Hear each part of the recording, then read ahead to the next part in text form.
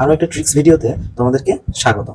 আমরা পর্যায় সারণীতে দেখবো যে আমাদের মৌলের ক্ষেত্রে আমরা অপধাতু এবং কঠিন অধাতু, এইটা হচ্ছে আমরা অনেক সময় উদাহরণগুলো পরীক্ষাতে বারবারই আসে। আমরা দেখবো অপধাতু আছে হচ্ছে 6টা এবং কঠিন অধাতু এটাও আছে হচ্ছে 6টা। তো আমরা বিষয়গুলোর এক্সাম্পল খুব সহজে কিভাবে মনে রাখতে পারবো আজকে সেটা নিয়ে কথা বলবো।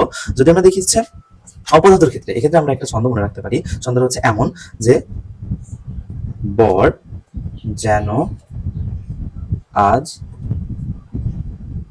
সব থেকে অপদার্থ, অর্থাৎ বর অপদার্থ।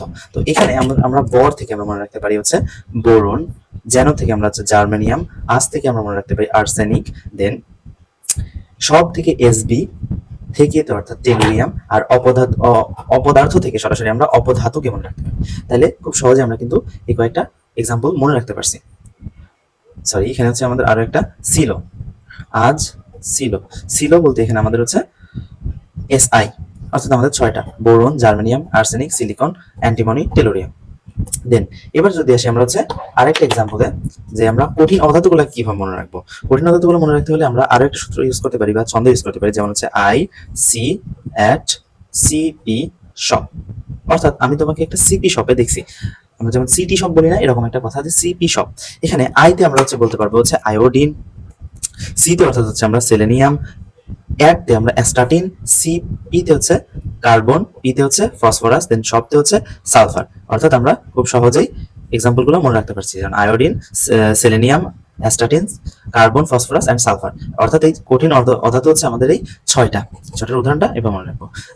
আমরা একটা রিয়েল টাইম এক্সাম্পল যদি খেয়াল করে দেখবো, যেখানে আমাদের বলছে যে নিচের কোনগুলো অপধাতু। অর্থাৎ আমাদের এই কোশ্চেনটা করা হয়েছে যে 6টা যে অপধাতু আছে, এখান থেকে মোট 2টার কথা বলা হয়েছে। দেখো এই কোশ্চেনটাই, সেম কোশ্চেনটাই জিএসটি 21-22 এবং ডিও7 কলেজ 19-20 আসছিল। অর্থাৎ কোশ্চেনটা কিন্তু ইম্পর্টেন্ট আছে, একদমই ফেল না।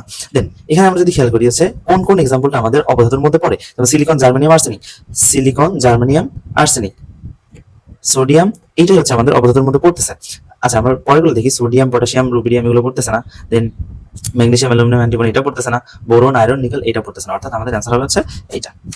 অর্থাৎ খুব সহজেই আমরা বুঝতে পারলাম যে কিভাবে এই এমসিকিউ গুলো সলভ করা যায়।